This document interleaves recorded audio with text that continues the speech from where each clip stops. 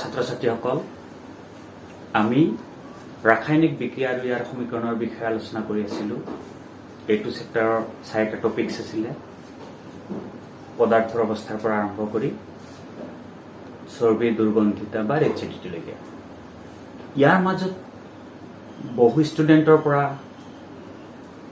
কেইটামান কমেন্ট আহিছে স্যাৰ আমি ৰাসায়নিক সমীকৰণবিলাক ৰাসায়নিক যৌগ কেনেকৈ গঠন হয় মৌলবিলাকৰ পৰা কেনেকৈ য'ত আহে সেই বিষয়ে আমি বুজি নাপাওঁ যাৰ বাবে আমাৰ কি হয় সমীকৰণবিলাক মনত ৰাখাত বহুত অসুবিধা হয় এইটোৰ কি উপায় আছে আপুনি পাৰিলে জনাই দিব তো মৰমৰ ছাত্ৰ ছাত্ৰীসকল আজি তোমালোকক মই সেই বস্তুটোৰ বিষয়ে ডিটেইলছ আলোচনা কৰিম যাতে তোমালোকৰ সুবিধা হয় এইটো হ'ল বেসিক ফান্ডামেন্টালস যিয়ে তোমালোকক মাস্টাৰ অফ কেমিষ্ট্ৰি বনাই দিব পাৰে যদি তোমালোকে এই বেসিকখিনি মনত ৰাখা তো আহা আমি আগবাঢ়ো প্ৰথমে যৌগ কেনেকৈ গঠন হয় জানিবলৈ হলে তোমাৰ যোজ্যতা জনাটো অতি প্ৰয়োজন যোজ্যতানো কি বস্তু ধৰা হলে এটা মৌল লৈছো মই সোডিয়াম সোডিয়ামৰ পাৰমাণৱিক সংখ্যা হল 11 কিমান 11 তো ইয়াৰ ইলেক্ট্ৰনৰ বিন্যাস আছে ইলেক্ট্ৰনৰ বিন্যাস বুলি ক'লে কি বুজি পাওঁ আমি যে মৌলসমূহ নিৰ্দিষ্ট কক্ষপথত ইলেক্ট্ৰন বিলাকে ঘূৰি থাকে তো প্ৰথম কক্ষক কে বুলি কোৱা হয় কে কক্ষ বা কে সেল তাত দুটা ইলেক্ট্ৰন থাকিব পাৰে সৰ্বোচ্চ তাৰ পিছত তোমাৰ এলত থাকিব পাৰে হাইয়েষ্ট 8টা আৰু 8টা যেতিয়া হয় তেতিয়া অক্টেট গঠন হয় তেতিয়া কি গঠন হয় অক্টেট গঠন হয় আৰু অক্টেট গঠন কৰাৰ লগে লগে মৌলবিলাক সুস্থিৰ হৈ যায় যদি 8টাতকৈ বেছি ইলেক্ট্ৰন থাকে তেতিয়া তোমাৰ 1 2 3 4 লৈকে 1 2 3 লৈকে তোমাৰ কি কৰিব ইলেক্ট্ৰন ত্যাগ কৰিব কৰি ধনাত্মক আয়নলৈ ৰূপান্তৰিত হ'ব আৰু 4 হলে যদি যোজ্যতা বাহিৰৰ কক্ষত থকা ইলেক্ট্ৰন যেটো তাক যোজ্যতা ইলেক্ট্ৰন বুলি কোৱা হয় আৰু যোজন ক্ষমতাকে যোজ্যতা বুলি কোৱা হয় যোজন ক্ষমতাটো কি বস্তু সে তোমাৰ 8টা হল বাহিৰৰ কক্ষত দুটা বেছি থাকিল হেতু দুটা ই ত্যাগ কৰিব তাৰ মানে তাৰ যোজ্যতাটো আমি যদি সোডিয়ামৰ কথা লওঁ সোডিয়ামৰ পাৰমাণৱিক সংখ্যা হল 11 সোৱা তো ইয়াৰ ইলেক্ট্ৰনৰ বিন্যাস হ'ব 2 8 1 বাহিৰৰ কক্ষত ইয়াৰ এটা ইলেক্ট্ৰন আছে কেইটা ইলেক্ট্ৰন আছে এটা ইলেক্ট্ৰন অক্টেট গঠন কৰিবলৈ ইয়াক কি লাগে 8টা লাগে 8টা আছে গতিকে এটা ইলেক্ট্ৰনে কি কৰিব ত্যাগ কৰিব ই ত্যাগ কৰিব তো এটা ইলেক্ট্ৰন ত্যাগ কৰাৰ লগে লগে ই কি হ'ব তোমাৰ ধনাত্মক আয়নলৈ ৰূপান্তৰিত হ'ব কেনেকৈ চোৱা 2 8 এইফালে ইয়াক কোৱা হয় তোমাৰ সোডিয়াম পৰমাণু এইফালে এটা ইলেক্ট্ৰন ত্যাগ কৰাৰ লগে লগে ই আয়নলৈ ৰূপান্তৰিত হয় প্লাস কি ইলেক্ট্ৰন ঠিক আছে তেতিয়াহলে কি বুজি পালো আমি যে 1 2 3 লৈকে ইলেক্ট্ৰন ত্যাগ কৰি ধনাত্মক আয়নলৈ ৰূপান্তৰিত হ'ব যদি ইলেক্ট্ৰনৰ সংখ্যা 4 থাকে তেতিয়াহলে ত্যাগ নকৰে কাৰ পৰা নলয় ই শেয়াৰিং কৰিব এটো আমি চেপ্টাৰ নম্বৰ 4 কাৰ্বন আৰু ইয়াৰ যৌগত ডিটেইলছ আলোচনা কৰিম তো যদি কম থাকে তেতিয়াহলে কি কৰিব ইলেক্ট্ৰন ল'ব লাগিব অক্টেট গঠন কৰিবলৈ আমি ক্লোৰিনৰ কথা লৈ আহিছো চোৱা ক্লোৰিন 17 নম্বৰ 17 নম্বৰ মৌল তো 17 নম্বৰ মৌল হলে ইয়াৰ ইলেক্ট্ৰনৰ বিন্যাস কি হ'ব যেহেতু আমি জানো প্ৰথম কক্ষত আটাইতকৈ বেছি দুটা ইলেক্ট্ৰন থাকিব পাৰে তাৰ পিছতো 8টা থাকিব পাৰে তাৰ পিছৰটোত 18টা থাকিব পাৰে তাৰ পিছৰটোত 32 থাকিব পাৰে তো আমি কি কৰিম ক্লোৰিনৰ 2 8 7 ক্লোৰিনৰ কিমান 287 ইয়াক অক্টেট গঠন কৰিবলৈ লাগে কেটা এটা ইলেক্ট্ৰন লাগে তো আমি এটা ইলেক্ট্ৰন কি কৰিব বেলেগৰ পৰা ল'ব লাগিব অক্টেট গঠন কৰিবলৈ তেতিয়া সুস্থিৰ হ'ব সুস্থিৰ হোৱাৰ লগে লগে কি হ'ব ৰাসায়নিক বিক্ৰিয়াত তেতিয়া অংশগ্ৰহণ নকৰে তেতিয়াহলে কি কৰিব লাগিব প্লাস ইলেক্ট্ৰন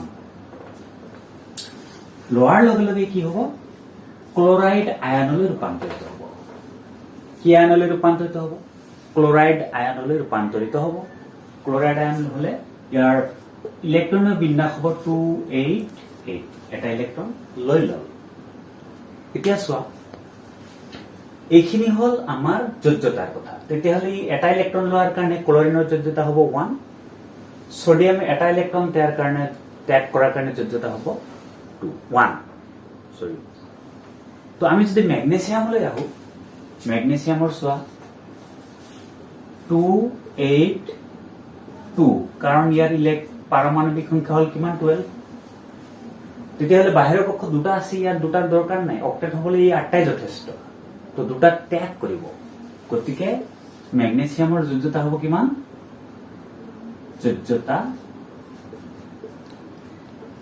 হ'ব 2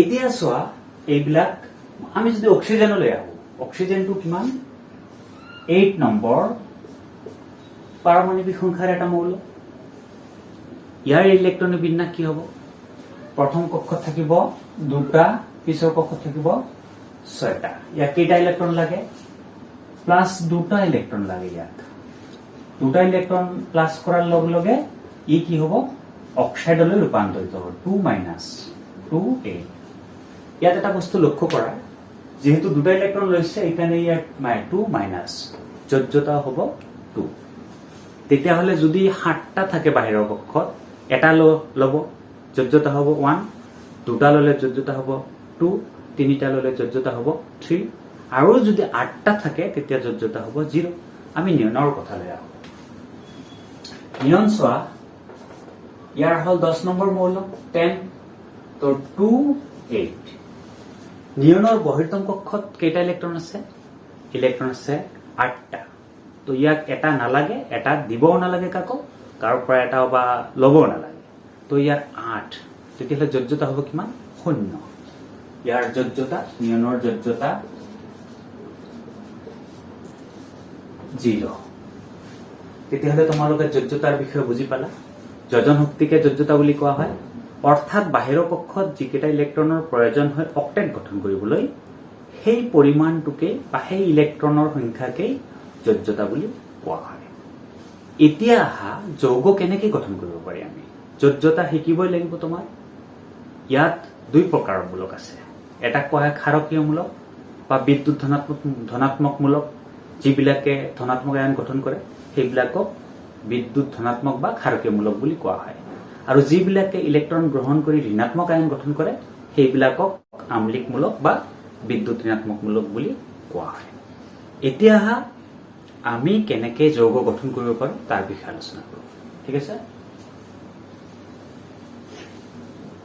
তাৰ আগত এটা বস্তু চোৱা ইয়াত সোডিয়াম কি ধনাত্মক আয়ন গঠন কৰিছে গতিকে কি হ'ব সোডিয়াম বিদ্যুৎ ধনাত্মক বা ক্ষাৰকীয় মূলক ক্লোৰিনে ঋণাত্মক আয়ন গঠন কৰিছে গতিকে ই হ'ব কি তোমাৰ বিদ্যুৎ ঋণাত্মক বা আম্লিক এতিয়া এটা বস্তু চোৱা আমি এসিড আৰু ক্ষাৰকে বিক্ৰিয়া কৰিলে লৱণ আৰু পানী উৎপন্ন হয় এসিড আৰু ক্ষাৰকে বিক্ৰিয়া কৰিলে কি উৎপন্ন হয় লৱণ আৰু পানী তাৰে পৰা আমি কেনেকে ধনাত্মক মূলক আৰু ঋণাত্মক মূলক বাহিৰলৈ উলিয়াই আনিব পাৰো সেইটো চাওঁ sodium hydroxide plus hydrogen chloride গঠন কৰিছে কি সোডিয়াম ক্লোৰাইড প্লাস পানী H2O ইয়াত চোৱা সোডিয়াম হাইড্ৰক্সাইড হল এটা ক্ষাৰক আৰু হাইড্ৰোজেন ক্লোৰাইড হল এটা এসিড যাক আমি অম্ল বুলিও কওঁ সোডিয়াম ক্লোৰাইডটো হ'ব কি এটা লৱণ যেটো লৱণ আমি খাওঁ সেই লৱণটোকে সোডিয়াম ক্লোৰাইড কোৱা হয় ৰাসায়নিক নাম আৰু পানীত পৰিছে এটা এই সোডিয়াম কৰ পৰা আহে সোডিয়াম আহিছে ক্ষাৰকৰ পৰা সোডিয়ামটো কৰ পৰা আহিল আমাৰ ক্ষাৰকৰ পৰা গতিকে ই ধনাত্মক আৰু ক্লোৰিনটো আহিল কৰ পৰা এচিডৰ পৰা গতিকে ই ঋণাত্মক তেতিয়াহলে আমি কি কম যে সোডিয়াম হল ধনাত্মক বা ক্ষাৰকীয় মূলক ক্লোৰিনটো কি বুলি কম বিদ্যুৎ ঋণাত্মক বা আম্লিকমূলক। তোমালোকে নিশ্চয় ইয়াত বুজি পাইছা। এতিয়া আহা আমি যোজ্যতাৰ বিষয়ে কথা পাতো মৌল কিছুমানক লৈ।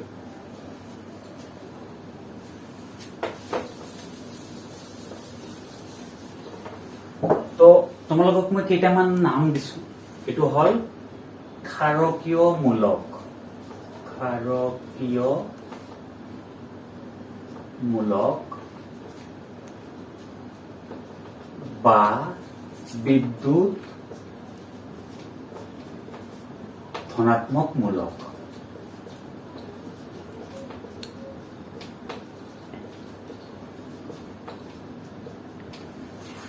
প্ৰথমে কি আহিব? যাৰ যোজ্যতা 1, আমি সেই কেটৰ বিষয়ে চোৱা। চেল নম্বৰ 1 সোডিয়াম, ইয়াক কোৱা হয় সোডিয়াম। যোজ্যতা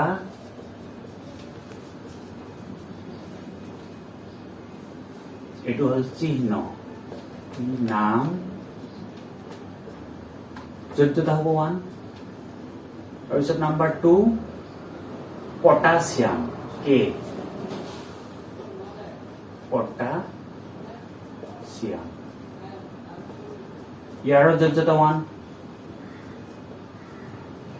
সিলভাৰ, এজি,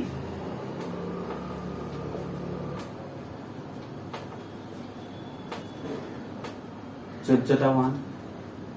4 নম্বৰ হল হাইড্ৰোজেন, এইচ,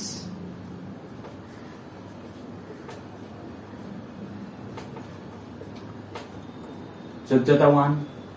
5 নম্বৰ হল এমোনিয়াম, NH4, এমোনিয়াম, ইয়াৰ যোজ্যতা কিমান? 1। তেতিয়াহ'লে আমি কি পালো?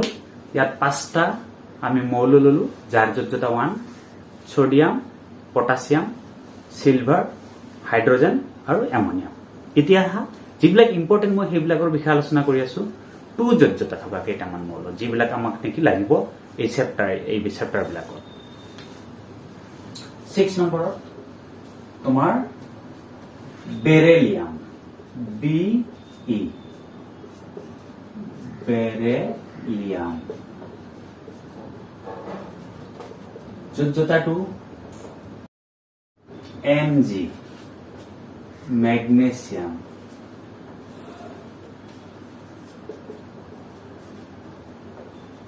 যোজ্যতা 2।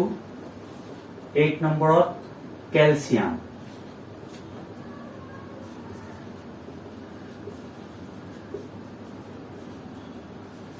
যোজ্যতা 2। 9 নম্বৰত বেৰিয়াম,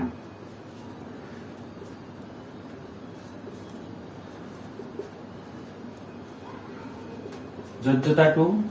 10 নম্বৰত Zn, জিংক, ইয়াৰ যোজ্যতা 2। তেতিয়াহ'লে আমি আৰু 5টা মৌল ললো যাৰ যোজ্যতা 2। তাৰ ভিতৰত আছে magnesium, beryllium, calcium, barium, zinc. এইবাৰ আহা যোজ্যতা 3 মৌল লৈ। যোজ্যতা 3 আমাৰ বেছি মৌল নালাগে। আমি যোজ্যতা 3 ললো এলুমিনিয়াম, Al, মিনিয়াম, যোজ্যতা 3। ক্ৰমিয়াম আছে যোজ্যতা 3। সিমান দূৰলৈ আমি নাযাওঁ, যিকেইটা আমাক বেছি প্ৰয়োজন সেইকেইটা আমি ললো। তাৰপিছত কিছুমান মৌল আছে যিবিলাকে ভেৰিয়েবল ভেলেন্সি দেখুৱায়, অৰ্থাৎ পৰিৱৰ্তনশীল যোজ্যতা দেখুৱায়। 2টা যোজ্যতা আছে সেইবিলাকৰ। তাৰ ভিতৰত 2টামান আমাৰ নাম লৈছো। সেইবিলাকৰ 12 নম্বৰত কপাৰ, Cu, কপাৰ। ইয়াৰ কি? ইয়াৰ 2টা যোজ্যতা আছে, এটা হল 1 আৰু এটা হল 2। 1 যোজ্যতা যদি হয়, যোজ্যতা কিমান? 1, যোজ্যতা কিমান? 2। ইয়াক কোৱা হয় কিউপ্ৰাছ। আৰু 2 যোজ্যতা হলে হ'ব কিউপ্ৰিক। আৰু 2টা আছে ইয়াত, আমি 2টা লওঁ, 13 আইৰন Fe আইৰন ইয়াৰো দুটা যোজ্যতা আছে এটা হল যোজ্যতা 2 এটা হল যোজ্যতা 3 2 হলে হল ফেরাস আর 3 হলে কয় ফেরিক আৰু এটা আছে এইটো লম 14 তোমাৰ লেড Pb লিড বুলিও কোৱা হয় লেড বুলিও কোৱা হয় ইয়াৰ দুটা যোজ্যতা আছে যোজ্যতা হল এটা 2 আৰ 4 2 হলে কয় প্লাম্বাস আৰু 4 হলে কয় প্লাম বিগ তো মৰমৰ ছাত্ৰ ছাত্ৰীসকল ক্ষাৰকীয় মূলকৰ এইখিনি হল আটাইতকৈ বেছি ইম্পৰ্টেন্ট এতিয়া আমি আম্লিক মূলকৰ কেইটামান আলোচনা কৰো তেতিয়াহে আমি মানে যৌগ লিখাটো শিকিব পাৰিম আশা কৰো তোমালোকে এইটো মনত ৰাখিবা এইবিলাক মুখস্থ কৰিব লাগিব মই চিহ্ন নাম আৰু যোজ্যতা সহকাৰে দিছো এতিয়া আহা আম্লিক মূলক আৰু বা বিদ্যুৎ ঋণাত্মক মূলক আম্লিক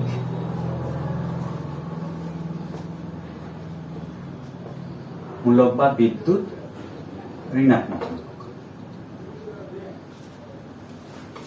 এক নম্বৰত আহা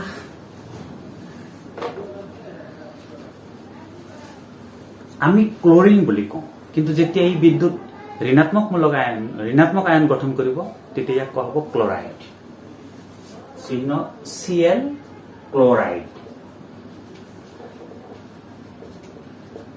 যোজ্যতা 1 2 ফ্লুরাইড F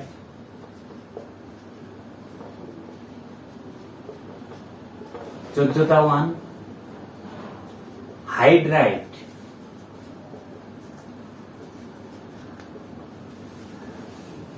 ইয়াত চিহ্নটো লিখি লওঁ hydride H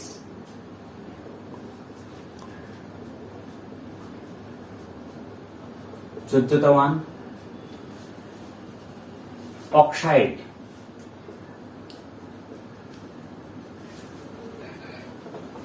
যোজ্যতা 2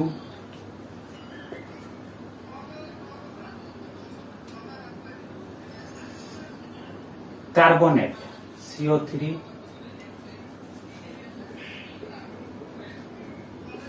যোজ্যতা 2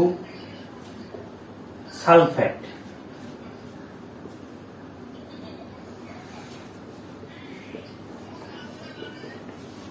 যোজ্যতা 2 phosphate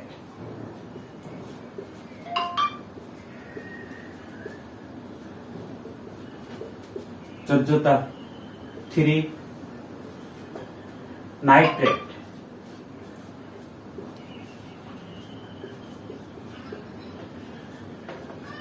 যোজ্যতা 1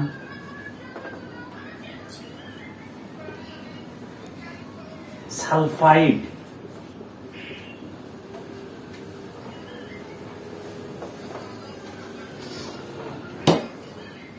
S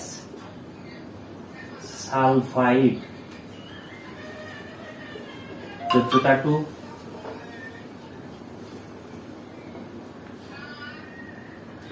acetate CH3COO acetate যোজ্যতা 1 ইয়াৰ উপৰি আৰু কিছুমান আছে যিবিলাক আমি পৰ্যায়ক্ৰমে শিকি লম মৰমৰ ছাত্ৰ ছাত্ৰীসকল ক্ষাৰকীয় মূলক আৰু আম্লিক মূলক পালা এইবিলাকৰ পৰা তোমালোকে যোজ্যতাখিনি নাম সহকাৰে চিহ্ন সহকাৰে মুখস্থ কৰি ল'বা তাৰ পিছত যৌগ কেনেকৈ গঠন হয় এতিয়া চোৱা আৰু যৌগ তুমি এইবিলাক যদি মুখস্থ ৰাখিব পাৰা তুমি নাম সহকাৰে হাজাৰ হাজাৰ যৌগ গঠন কৰিব পাৰিবা আৰু তাৰ নাম ক'ব পাৰিবা তাৰ কেনেকৈ যৌগ গঠন হয় মই এতিয়া দেখাই দিছো ভিডিঅ' অলপ দীঘল হৈ আছে বৰ ফিল নকৰিবা ইয়াত কামৰ কথাই কৈ আছো কোনো মানে অন্য কথা আলোচনা কৰা নাই মই আশা কৰো ভাল লাগিব তোমালোকৰ এতিয়া মই সোডিয়ামৰ কি আছিলে সোডিয়াম প্লাস আছিলে সোডিয়ামৰ যোজ্যতা কিমান 1 প্লাস এই প্লাসটো আমি ইয়াতে লিখিলো ক্লোৰাইডৰ কিমান হয় ইয়াতে চোৱা ক্লৰাইডৰ 1 হয় যোজ্যতা 1 মাইনাছ। ইয়াত এটা কণ্ডিশ্যন আছে, কণ্ডিশ্যনটো হ'ল যেতিয়া যোজ্যতা সমান সমান হ'ব +1 -1 +2 -2 তেতিয়াহ'লে যোজ্যতা কেঞ্চেল হয়। কেঞ্চেল হৈ যৌগটো কেনেকুৱা হ'ব? যৌগ হ'ব NaCl। যৌগটো হ'ব কি? NaCl।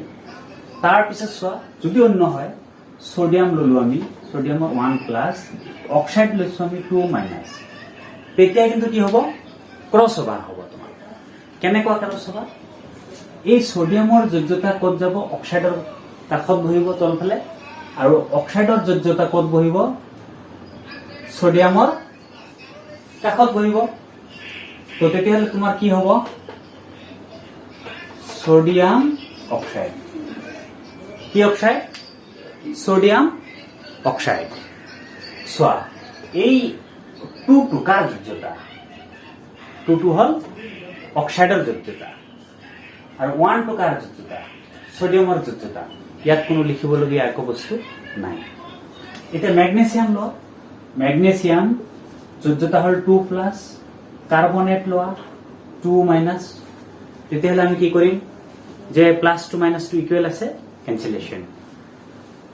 এইটো কেঞ্চেলেশ্যন হোৱাৰ লগে লগে কি হ'ব? Magnesium carbonate, magnesium carbonate. আৰু যদি এটা লোৱা এলুমিনিয়াম 3+, নাইট্ৰেট 1-, তেতিয়াহ'লে ইয়াত ক্ৰছ অভাৰ হ'ব, যিহেতু সমান নহয়। তোমালোকে মনত ৰাখিবা মাইনাছ কৰিব নোৱাৰা। 3 পৰা 1 মাইনাছ কৰি 2 এনেকুৱা লোৱা নহ'ব। তেতিয়াহ'লে এইটো কি হ'ব? এলুমিনিয়াম, যেহেতু নাইট্ৰেট NO3 বহু পাৰমাণৱিক আয়ন, ইয়াত এক পাৰমাণৱিক আয়ন, বহু পাৰমাণৱিক আয়ন। বহু পাৰমাণৱিক কেনেকে? এলুমিনিয়াম কি? অকল এলুমিনিয়ামৰে পৰমাণু আছে। কাৰ পৰমাণু আছে? এলুমিনিয়ামৰ। কিন্তু নাইট্ৰেটত অকল এলুমিনিয়াম, নাইট্ৰেটৰ পৰমাণু নাই, নাইট্ৰজেনৰ আছে, লগত আছে অক্সিজেনৰ। এইকাৰণে এই 3টো কি কৰিব লাগিব? ব্ৰেকেটেৰে কিল কৰিব লাগিব, ইয়াত লিখিব লাগিব। যদি হাইড্ৰক্সাইড আহে, ইয়াতে আৰু এটা ল'ব পাৰা তোমালোকে হাইড্ৰক্সাইড OH, যোজ্যতা 1। তেতিয়াহ'লে চোৱা কেলছিয়াম 2+, হাইড্ৰক্সাইড 1-, তেতিয়াহ'লে কি হ'ব? ক্ৰছিং অভাৰ হ'ব। হৈ কি হ'ব? Calcium hydroxide. চোৱা যদি তুমি কেলছিয়াম হাইড্ৰক্সাইডটো এনেকৈ লিখা CaOH2, তেতিয়াহ'লে এই হাইড্ৰজেনৰহে কলটো বুজাব, হাইড্ৰক্সাইড নহ'ল, কিন্তু কেলছিয়াম অক্সিহাইড্ৰেট হ'ল তেতিয়া। তো মৰমৰ ছাত্ৰ ছাত্ৰীসকল, তোমালোকক মই যোজ্যতা, ক্ষাৰকীয়মূলক, আম্লিকমূলক আৰু এই যোজ্যতাৰ পৰা কেনেদৰে যৌগ গঠন কৰিব পাৰো সেই প্ৰচেছটো, সেই নিয়মটো শিকাই দিলো। আশা কৰো তোমালোকে এইটো ঘৰত প্ৰেক্টিছ কৰিলে ভালদৰে আয়ত্ত কৰিব পাৰিবা, মুখস্থ কৰিব লাগিব। আৰু তোমালোকক মই এটা কথা কৈ দিওঁ, ইয়াত যেহেতু ভিডিঅ' বহুত ডাঙৰ হৈ গৈ আছে, মই তোমালোকে সেইটো কিতাপৰ পৰা পঢ়িব পাওঁ কি সায়েন্সৰ পেজ নম্বৰ 45। তোমালোকৰ মৌলসমূহৰ সক্ৰিয়তা ক্ৰম আছে, 13টা মৌলৰ নাম দি আছে। সেই 13টা সক্ৰিয়তা ক্ৰমটো মুখস্থ কৰি ল'বা। পটাছিয়ামৰ পৰা আছে তোমাৰ শেষত গল্ডলৈকে। Potassium, sodium, calcium, magnesium, aluminium, zinc, iron, lead, hydrogen, copper, mercury, silver আৰু গল্ড। এই 13টা মৌল আছে, সেইকেইটা মুখস্থ কৰি ল'বা। তেতিয়াহ'লে তোমালোকৰ আৰু সুবিধা হ'ব, কোনটো বেছি সক্ৰিয়, কোনটো কম সক্ৰিয়। তো মৰমৰ ছাত্ৰ ছাত্ৰীসকল, আশা কৰোঁ তোমালোকৰ এই ভিডিঅ'টোৱে, এই ক্লাছটোৱে তোমালোকক বহু পৰিমাণে উপকৃত কৰিব। কেমেষ্ট্ৰি যিটো বা ৰসায়ন বিজ্ঞানৰ যিটো তোমালোকৰ ফাণ্ডামেণ্টেলছ ইয়াতে লুকাই আছে, তোমালোকে কেতিয়া আৰু CaOH2 এনেদৰে মুখস্থ কৰিব নালাগিব, কাৰণ তেনেকে মুখস্থ কৰিলে তোমালোকৰ কেতিয়াও নাথাকিব। এতিয়া Ca for calcium, OH for hydroxide, calcium hydroxide, A for aluminium, NO3 for nitrate, aluminium nitrate, Mg for magnesium, CO3 for carbonate, magnesium carbonate. নামবিলাকো সহজ হ'ল, তোমালোকৰ লগতে মানে যৌগটো ধুনীয়াকৈ গঠন কৰিব পাৰিলা। আৰু যৌগ গঠন কৰাৰ লগে লগে তোমালোকে ইকুৱেশ্যন বা সমীকৰণটো লিখাত কোনো প্ৰব্লেম নহ'ব। তো আজিলৈ মৰমৰ ছাত্ৰ ছাত্ৰীসকল ইমানতে এৰিছোঁ তোমালোক আটাইলৈ মোৰ ধন্যবাদ থাকিল যদি ভিডিঅ' ভাল লাগে চেনেল সাবস্ক্ৰাইব কৰিবা বেল আইকন টিপি দিবা যাতে আপডেটেড ভিডিঅ'বিলাক তোমালোকৰ লগে লগে নটিফিকেশ্যন পাই যোৱা লাইক শ্বেয়াৰ আৰু কমেণ্ট কৰিবা আৰু যদি কিবা পৰামৰ্শ থাকে যে ছাৰ এইটো বুজি নাপালোঁ এইটো আৰু এবাৰ বুজাই দিয়ক তেতিয়া নিশ্চয় মই সেইটো পৰৱৰ্তী সময়ত কি কৰিম তোমালোকৰ কমেণ্টবিলাক মই পঢ়োঁ ৰিয়েক্ট কৰোঁ গতিকে তোমালোকে কমেণ্ট ছেকশ্যনত মোক জনাই দিবা আজিলৈ ধন্যবাদ